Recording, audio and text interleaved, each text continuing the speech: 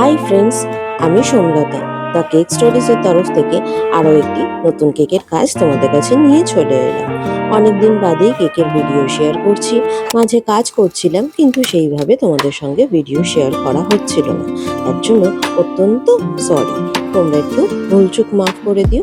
এবার আস্তে আস্তে আমি চেষ্টা করব রেগুলার একটা করে কেকের ভিডিও তোমাদের সঙ্গে শেয়ার করা। এটা একটা 1 পাউন্ডের পাইনাপেল কেক রয়েছে। এবার আজকে তোমাদের একটুখানি ওয়েট সম্পর্কে বলি। 1 পাউন্ড কেক মানে হচ্ছে 453 গ্রামের একটা কেক।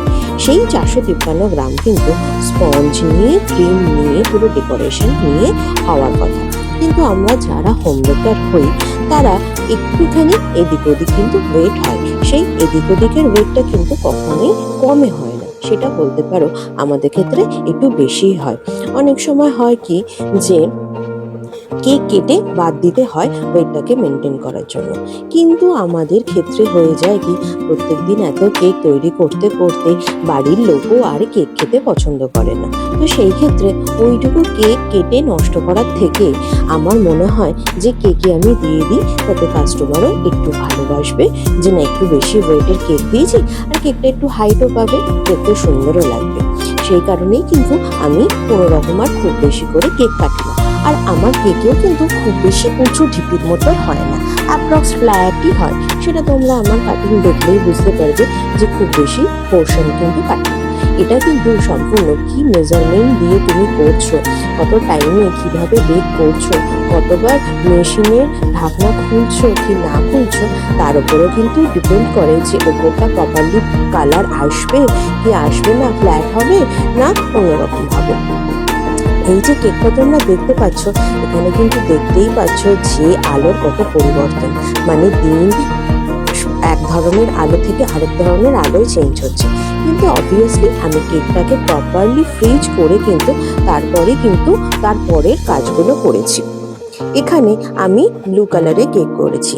আমি চেষ্টা করি নর্মালি কালারফুল কেকগুলোকে একটা হোয়াইট লেয়ার দিয়ে নিয়ে তার উপরে অন্য একটা কালার অল্প একটু লেয়ারে দেওয়া। তাতে কি হয়, তাতে কালারটাও কম লাগে অ্যান্ড কেকটার টেস্টেও কোনো এফেক্ট পড়ে না, অ্যান্ড আমরা প্রপার কালারগুলোকেও অ্যাচিভ করতে পারি।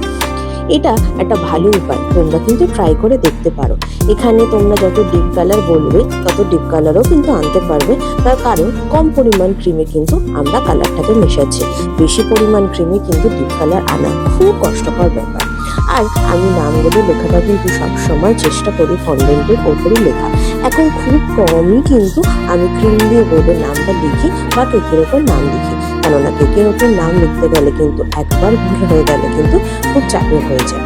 এটা কিন্তু ওয়ার্ক ফ্রম হোম থিমের ওপর একটা কেক।